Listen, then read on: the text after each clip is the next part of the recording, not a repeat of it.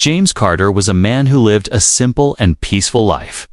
At 72 years old, he had seen the best and worst of the world. He had served his country with honor in the Army many years ago, and those years had left their marks on him.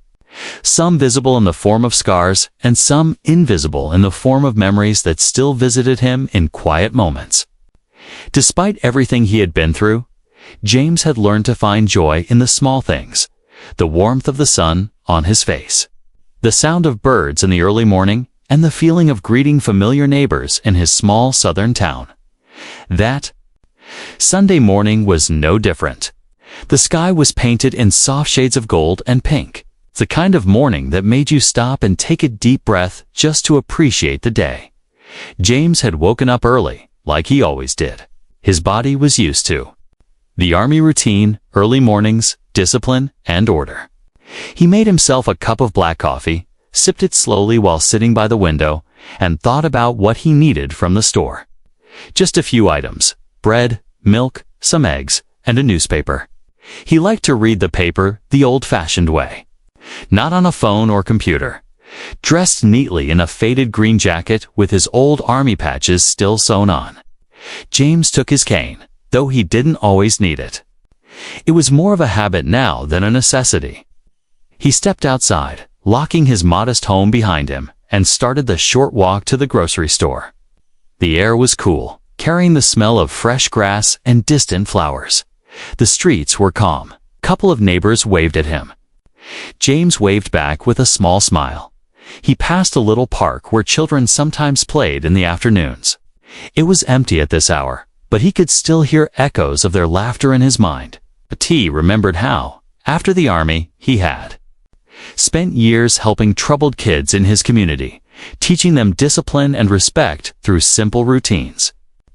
Many of those kids had grown up to be responsible adults, and whenever they saw him, they still called him Mr. Carter with respect. Reaching the store, James greeted the cashier, a young man who always called him sir, in a cheerful voice. James picked up his few groceries, paid in cash, and placed everything neatly in a small, reusable bag. He didn't like to waste plastic bags, another habit from his Army days where every resource mattered. The walk back was slow and steady. James wasn't in a rush. He rarely was these days. He liked to take in the world around him, noticing the little details others might miss, the way sunlight filtered through the leaves, the quiet hum of a distant lawnmower, the sound of a dog barking somewhere down the street. These moments made him feel alive, even if his body moved slower than it used to. He thought about calling his son later in the day. Marcus lived in another state, and because of his work, he couldn't talk often. James didn't know much about what Marcus did, not in detail anyway. All he knew was that his son served in the military too, and that he was one of the best. James felt proud of him, but he also worried. He knew firsthand the price of service. As he walked, James' mind wandered back to his own service years. There were memories of good friends, some who made it home, and some who didn't. He remembered the smell of wet earth during long nights in the field, the adrenaline of dangerous missions, and the relief of making it back alive. Now, decades later, he carried all of that inside him, quietly and without bitterness. He was only a few blocks from home when the sound of tires on pavement caught his attention. He glanced to his left and saw 2 police cars pulling over to the side of the road. The engines idled loudly, breaking the peaceful hum of the morning. James didn't think much of it at first. Maybe they were stopping to talk to someone else. But as the doors opened and 2 officers stepped out, their eyes fixed on him, he felt a small knot form in his stomach. He adjusted his grip on the grocery bag and kept walking, calm and steady. After all, he had done nothing wrong. But the peaceful morning he had been enjoying was about to change in ways he could never have expected. James Carter had just turned onto the final stretch toward his home when the sound of heavy tires grinding against asphalt grew louder. The peaceful rhythm of his footsteps slowed as he noticed two police cruisers easing up beside him, their blue and white paint glinting in the sunlight. The morning air, which had been calm and light only moments ago, now felt heavier, as though it had absorbed the tension that had suddenly filled the space. Both cruisers rolled to a stop. The driver's doors opened almost in unison, and two uniformed officers stepped out. One was tall and broad-shouldered with a square jaw, his dark sunglasses hiding his eyes. The other was younger, his movements quick and sharp, as if he was itching for a reason to act. They didn't smile. They didn't greet him. Their expressions were firm, almost cold, as they walked toward him. "Sir, we need to ask you a few questions," the taller officer called out. His voice carried authority, but there was no warmth in it. James shifted the weight of the grocery bag in his hand. "All right," he replied evenly. "What seems to be the problem?" The younger officer glanced at the older one before speaking. "We've had reports of suspicious activity in the area. You match the description." James raised his eyebrows slightly. "Suspicious activity?" "I'm just walking home from the store." He spoke calmly, but there was a firmness beneath his words. "Mind if we see what's in the bag?" The younger officer asked, already stepping closer. James held the bag a little tighter. "I do mind. These are my groceries. Bread, milk, eggs. Nothing worth your trouble." He tried to keep his voice polite, but he couldn't hide the hint of irritation creeping in. The taller officer took a step forward, his boots making a dull thud on the sidewalk. "We're going to have to see some ID," he said, his tone now edged with impatience. James sighed quietly. He had dealt with enough authority in his life to recognize when a conversation was tilting in the wrong direction. Slowly, he reached into his jacket pocket and pulled out his worn leather wallet. Inside, his driver's license sat next to an old military ID card, one he kept not because he needed it, but because it reminded him of the years he had given to his country. The younger officer took the license and glanced at it briefly before passing it to his partner. Neither man acknowledged the military ID. "Where are you headed?" the taller officer asked. "Home," James replied plainly. "It's right down the street." "You could have just waved and I'd have been out of your way." The younger officer smirked slightly. "We just need to make sure everything checks out." He looked James up and down, his eyes pausing briefly on the faded army patches stitched onto his jacket. James knew that look. It wasn't the kind you gave someone you respected. It was the kind you gave when you thought you already had them figured out. A passing car slowed down, the driver's eyes darting between James and the officers. The sound of a phone camera clicking filled the air. Someone on the sidewalk had stopped to watch. James felt the weight of their gaze, but he stayed still. The taller officer stepped a little closer. "Why don't you tell us what you were doing?" "Before we saw you." James kept his eyes locked on the man. "I went to the store. I bought my groceries. I was walking home. That's all there is to it." The younger officer's hand hovered near the radio clipped to his chest. His voice was cool, almost casual. "We've got time. We can wait until backup arrives to figure it out." James took a slow breath. He wasn't a man who scared easily. He had faced danger in jungles, deserts, and war zones. But there was something deeply frustrating about being treated like a criminal in his own hometown on a quiet Sunday morning, after a lifetime of service. And yet, somewhere deep in his gut, he knew something else. This was only the beginning of what was about to happen. The air between James and the two officers felt heavier now, as if the morning sunlight had dimmed just for this moment. He could hear the faint rustle of leaves in the distance, the hum of a faraway car, but right here, on this quiet street, everything was sharp, tense, and focused on him. The taller officer still held James's ID in one hand, turning it slowly like it might reveal a hidden crime if he stared long enough. The younger one, however, had begun circling him like a wolf, sizing up prey. His eyes traveled from James's worn boots to the small bag of groceries, and then to the army patches stitched onto his faded jacket. There was no spark of respect.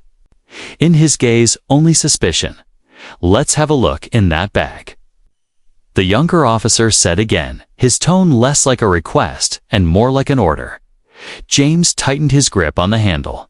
"I told you, it's just groceries. Bread, eggs, milk."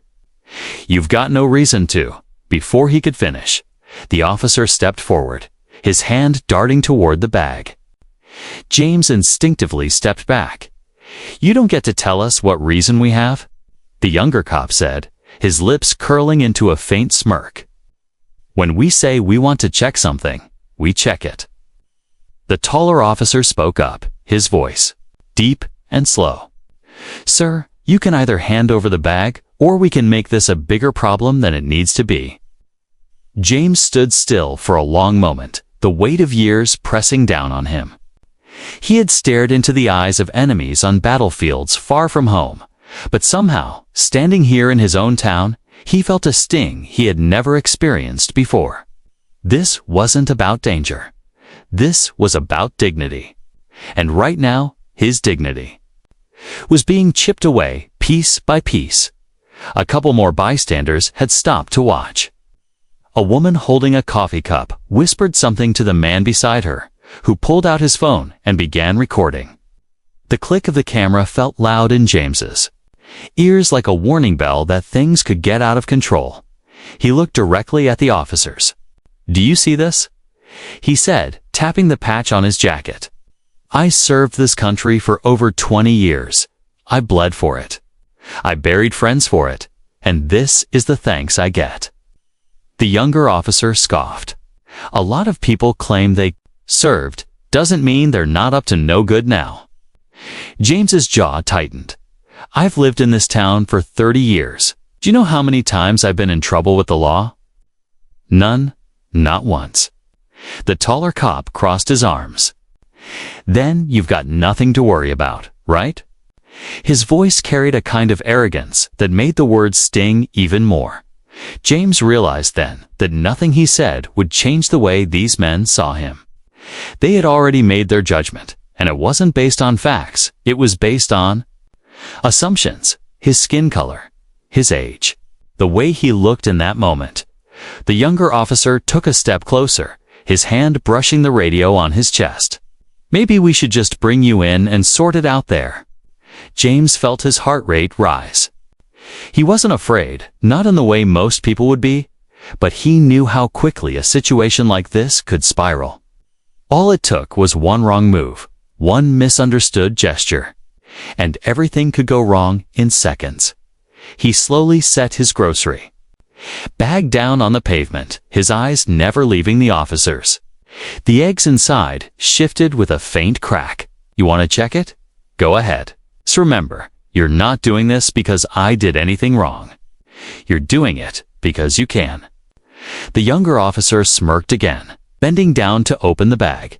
And in that moment, as the bread and eggs sat exposed on the sidewalk, as the crowd's murmurs grew louder, James felt something deep in his chest. Not fear, not even anger, but the sharp, cutting humiliation of being treated like less than a man. In front of strangers, in front of his own neighbors, in a town he had helped keep safe decades ago. What neither officer knew was that every second of this encounter was bringing them closer to a moment that would turn the entire situation upside down, and it was a moment they would never forget. Asterisk, asterisk. The younger officer's hands rummaged through the grocery bag with an unnecessary roughness, as if the carton of eggs might be hiding some dark secret. The sound of the cartons scraping against the paper bag echoed unnaturally loud in the tense morning air. James stood there, motionless, his weathered hands resting lightly on the handle of his cane. His face gave nothing away, but deep inside, the slow burn of humiliation still lingered like an ember, waiting for wind. Then, from across the street, a voice called out, "Hey, leave the man alone." It was a middle-aged man in a baseball cap, holding up his phone. His voice wasn't loud enough to be a shout, but it carried the weight of someone who had seen enough. The officers glanced at him briefly, then ignored him. But the moment had already sparked something in the bystanders. A woman walking her dog stopped and turned, her brow furrowed as she took out her phone. Two teenagers on skateboards rolled to a halt on the corner, whispering to each other while pointing toward the scene. Within minutes, the quiet street began to feel like a stage. People didn't just pass by. They slowed down, they stopped, they stared. And more importantly, they filmed. The sound of camera shutters, the faint beep of video recording. The murmurs between strangers, all of it layered into a strange chorus that made the air even heavier. James felt every single eye on him. It was an embarrassment that filled him now. It was something colder, sharper, the knowledge that he was being publicly judged, but not for who he truly was. The crowd didn't know him. They didn't know about the endless nights in freezing rain during his army days, or the way he had once carried a wounded comrade for miles under enemy fire. All they saw was an old, black man standing between two officers who clearly didn't trust him. One of the teenagers finally spoke up, his voice trembling with a mix of anger and disbelief. "He's a veteran. Look at his jacket." The younger officer glanced at the teen, smirking in a way that said he didn't care. "Move along, kid," he muttered without looking away from James. The taller officer held up James's ID, again, as if showing it to the crowd might somehow justify the stop. "Just routine," he said, his voice loud enough for the bystanders to hear, making sure everything's in order. But the crowd wasn't buying it. The murmurs grew louder. "Looks like harassment," someone said. "Why don't they?" "Just let him go." Another voice added. The woman with the dog took a step closer. "Sir, do you want me to call someone for you?" She asked James, her voice carrying genuine concern. James gave her a faint nod, but said nothing. He knew that saying too much now might just give the officers an excuse to escalate. The younger cop straightened up, closing the grocery bag and setting it roughly back down at James's feet. But instead of backing off, he stepped even closer, invading James's personal space. His voice dropped low, meant only for James to hear. "You think these people are gonna save you? They'll be gone in 5 minutes. Then it's just you. And us." James didn't flinch. He met the officer's gaze with the kind of calm only a man who's seen war could have. "Son," he said quietly, "you have no idea who you're talking to." The younger officer gave a mocking chuckle, thinking it was just the words of an old man trying to sound important. He had no idea how wrong he was. Across the street, the man in the baseball cap was already dialing a number. A number that was about to change everything. Because on the other end of that call was someone the officers should never have crossed. The man in the baseball cap walked a few paces away from the crowd, his phone pressed tightly to his ear. His voice was low, urgent, and every so often his eyes darted back toward James and the officers. The sound of the morning birds, passing cars, the faint breeze had faded into the background. Now, all that mattered was the weight of that call. On the other end of the line, the voice that answered was deep, steady, and immediately alert. "This is Marcus," it said. The man in the cap didn't waste time. "Marcus, it's your dad. He's in trouble. Cops have him stopped on Maple Street. They're giving him a hard time. I don't know the details, but it's not looking good." For a split second, there was only silence on the line. Then came the sound of a car door slamming and an engine roaring to life. Marcus didn't ask more questions. He didn't need to. Back on the sidewalk, James stood tall despite the tension, his cane steady in his hand. The younger officer had stepped away to speak into his radio, his voice too low for the crowd to hear, but his eyes kept flicking toward James like a predator keeping an eye on prey. The taller officer, still holding James's ID, was pacing slowly, trying to look in control. The woman with the dog whispered to another bystander, "Someone's calling his son. I think help's on the way." Help was an understatement. Miles away. Marcus Carter was already pushing the limits of his black SUV. The tires gripped the asphalt like claws as he sped through intersections, the engine growling in response to his foot pressing harder on the accelerator. His mind was laser-focused, calculating routes, scanning for obstacles, the kind of hyper-awareness that Met had been drilled into him during years of covert operations. Marcus wasn't just any soldier. He was the soldier. The kind of man who could disappear into enemy territory, complete a mission no one else would dare attempt, and make it back alive, often with his team intact. The name Carter carried weight in certain circles, but outside the military world, his life was a ghost story. Few knew his face. Even fewer knew his skills. And the police officers on Maple Street, they were about to find out the hard way. Back at the scene, the tension in the crowd had thickened. More phones were out now, cameras pointed at the officers. A few people murmured about how fast this would go viral. But James wasn't thinking about the internet. He was thinking about the voice of his son, the way Marcus had promised years ago. "Dad, if you ever need me, I'll be there. Doesn't matter where, doesn't matter when." The taller officer finally handed James's ID back, but the gesture wasn't one of respect. It was dismissive, almost careless. "All right," he said. "We're just making sure you're not causing trouble, but don't give us a reason to come back." James didn't reply. He simply slid the ID back into his wallet, his eyes calm but unblinking. And then, faint at first but growing louder, came the deep rumble of an approaching engine. Heads turned. Conversations paused.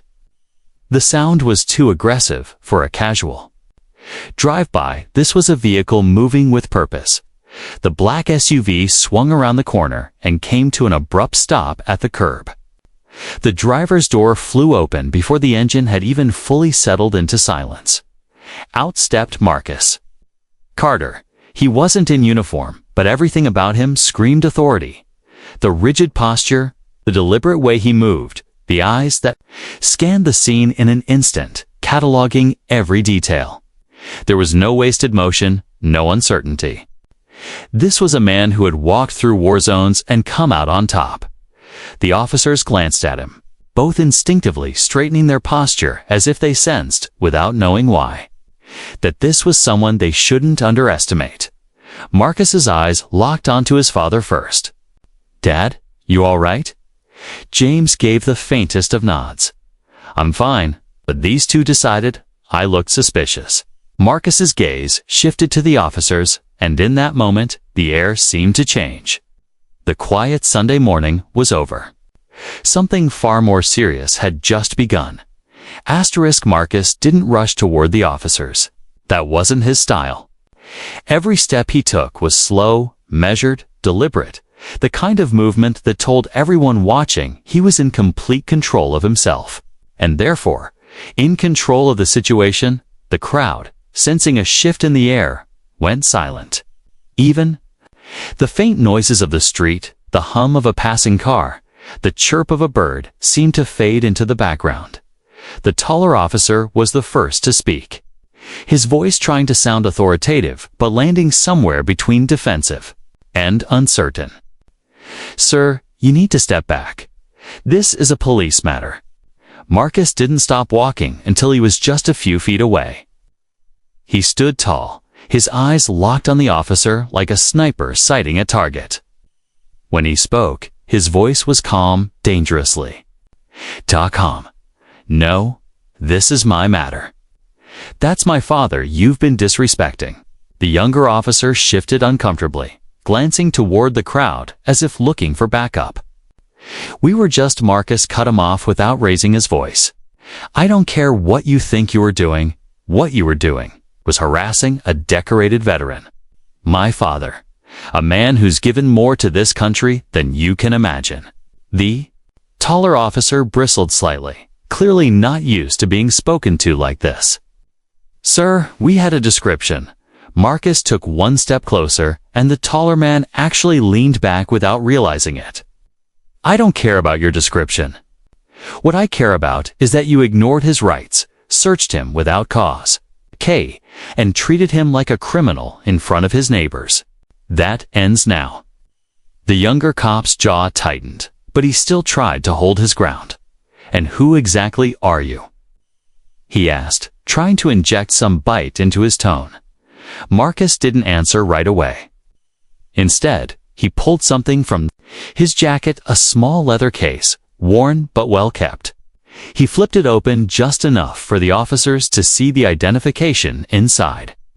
Their eyes scanned it, and in that moment, the younger officer's face drained of color. The taller one's jaw went slack before tightening again, his Adam's apple bobbing as he swallowed. They didn't say it out loud, but their posture said everything. They knew exactly what those credentials meant. Delta Force, not the kind of soldier you met on a parade ground or at a recruitment office. This was a man who operated in shadows, in places where laws blurred and the stakes were life or death. Men like Marcus didn't just serve, they led missions people never heard about. Missions that changed the course of history. Marcus closed the case and slipped it back into his jacket. I've spent my life dealing with dangerous men, he said evenly. The difference is, those men were enemies of my country. You're supposed to be protecting it. The crowd murmured in agreement, a few people nodding and whispering. That's right. Phones were still recording. Every second of this exchange being captured from multiple angles. The taller officer cleared his throat, his voice quieter now.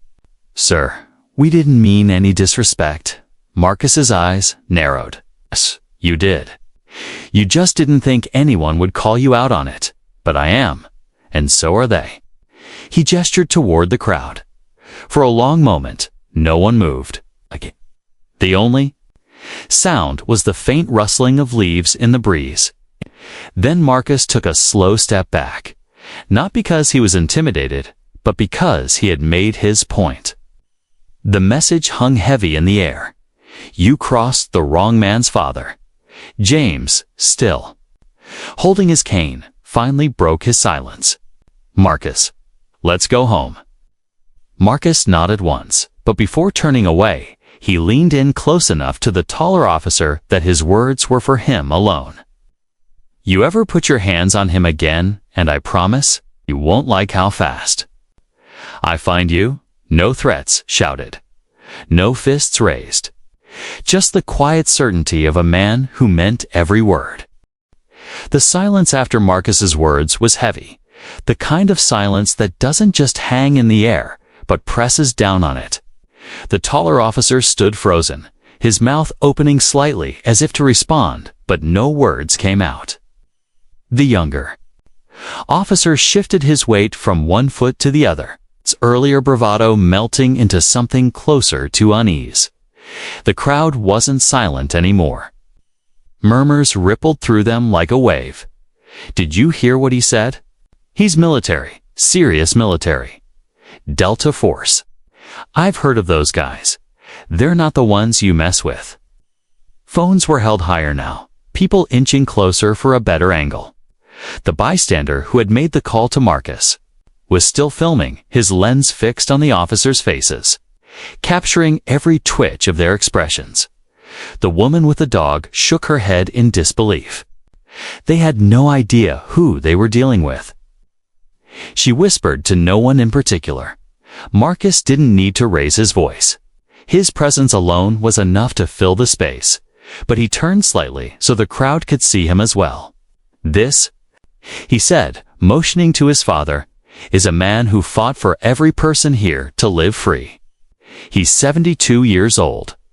And this morning, instead of being treated with respect, he was stopped, questioned, and searched without cause. That's not just wrong, that's shameful. A wave of agreement moved through the crowd, with some nodding and others calling out, That's right. And respect your elders." The younger officer muttered something under his breath, but Marcus caught it. He turned, his eyes locking onto the man with such intensity that the younger cop's jaw snapped shut like a trap. "Say that louder," Marcus said, still calm, but with a dangerous edge in his tone. The officer swallowed hard, shaking his head. "Nothing, sir." The taller officer tried to recover some dignity, clearing his throat. "Look, we were just doing our job. We didn't know who he was." Marcus's gaze sharpened. "That's exactly the problem. You don't treat someone with respect because of who they are. You treat them with respect because they're a human being. My father's rank, my career, none of that should matter here.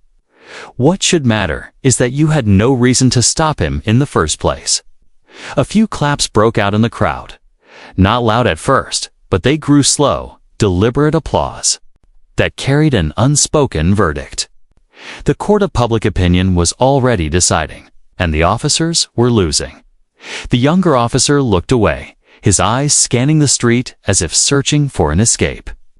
The taller one's shoulders slumped, his authority bleeding away in real time. Marcus took a step back toward his father, placing a hand on his shoulder. "We're done here," he said firmly.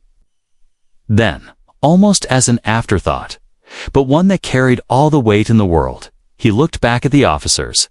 "And trust me, this isn't over." The taller officer opened his mouth again, perhaps to salvage what little dignity remained, but the sound of the crowd made it clear no words would save him now. Conversations had turned to accusations. They just picked him because he's black. They didn't think anyone would stand up to them. This is going online.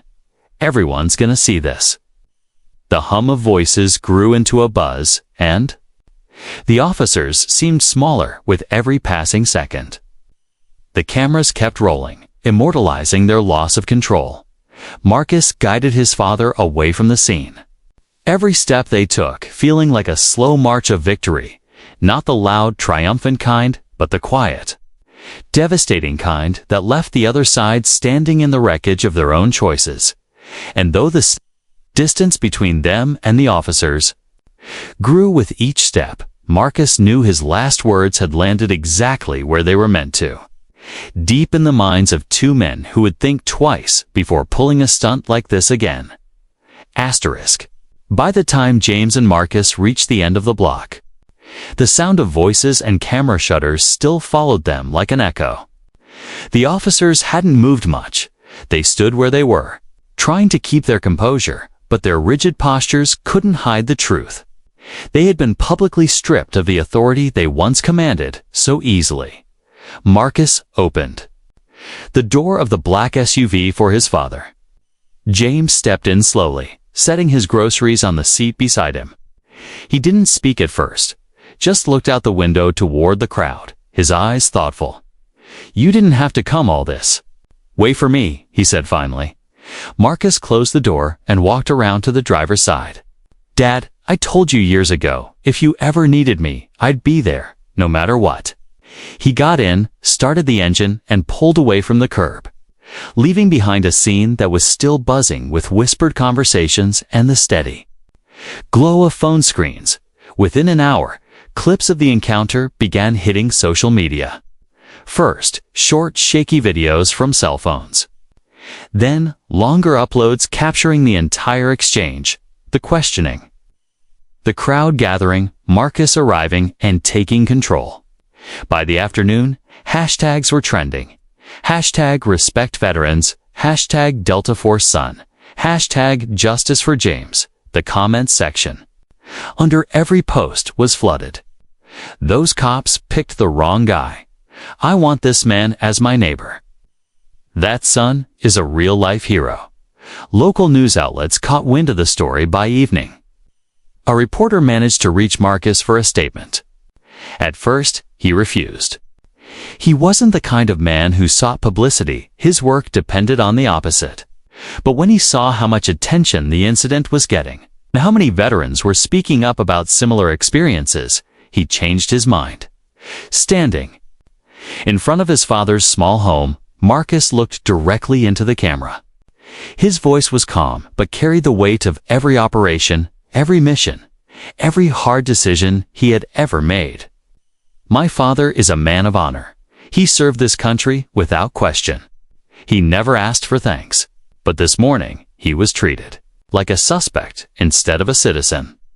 That is not how we honor those who've given their lives or risked them for our freedoms. And let me be clear, respect shouldn't be earned by medals or rank. Respect should be given because it's the right thing to do. To every person, every time. The clip spread even faster than the original videos. Veterans groups shared it. Civil rights organizations reposted it. Even people who had no connection to the military found themselves moved by the simple truth in his words. By the next day, the police department had released a statement.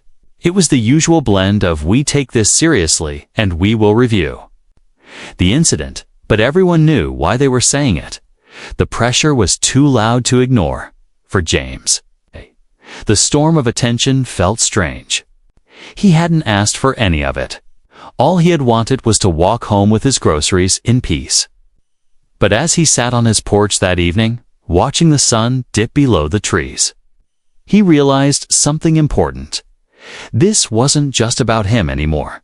Somewhere out there, another veteran might be walking down the street tomorrow, wearing their old service jacket, carrying their memories and scars quietly.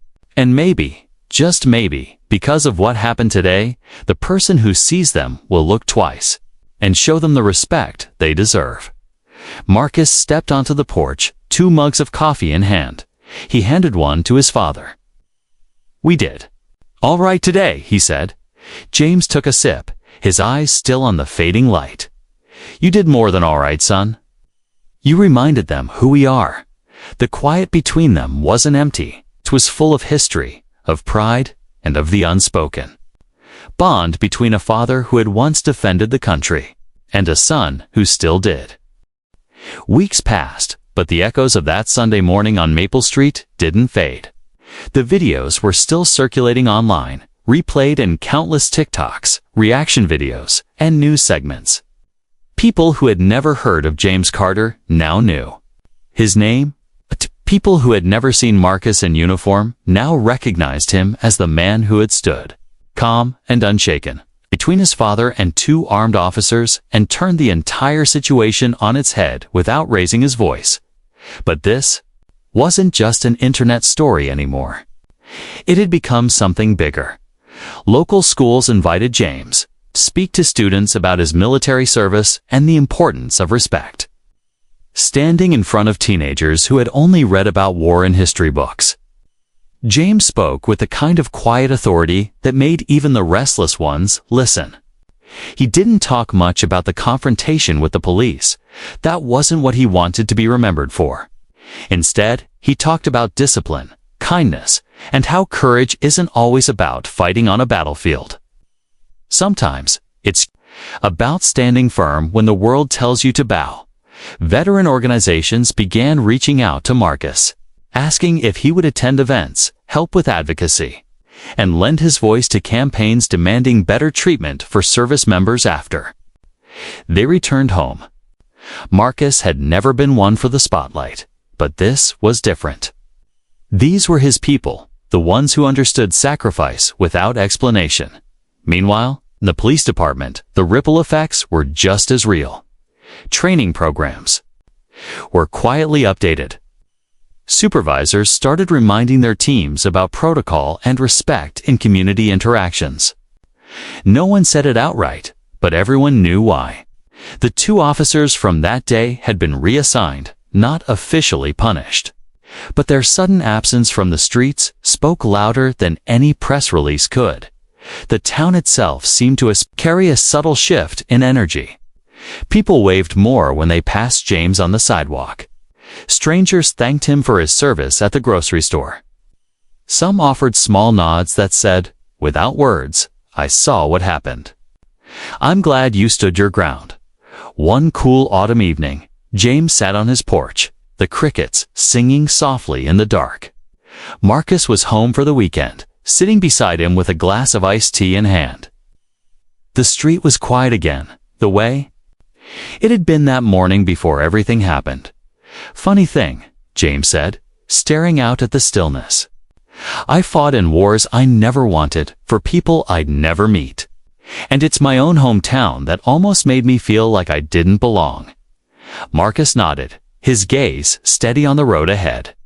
"And that's exactly why I showed up, because this is your home. And I'm not about to let anyone make you feel otherwise." They sat in silence for a while, the kind of silence that didn't need filling.